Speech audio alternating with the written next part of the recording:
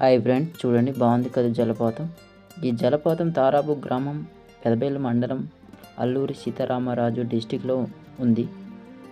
మా గ్రామం నుంచి తారాబు వెళ్ళడానికి 25 కిలోమీటర్స్ ఉంటుంది. ఈ జలపాతం చూడడానికి మేము ఎర్లీ మార్నింగ్న వచ్చాము.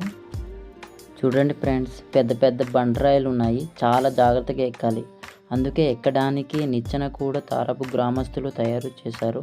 తారాబు గ్రామస్తులకు థ్యాంక్స్.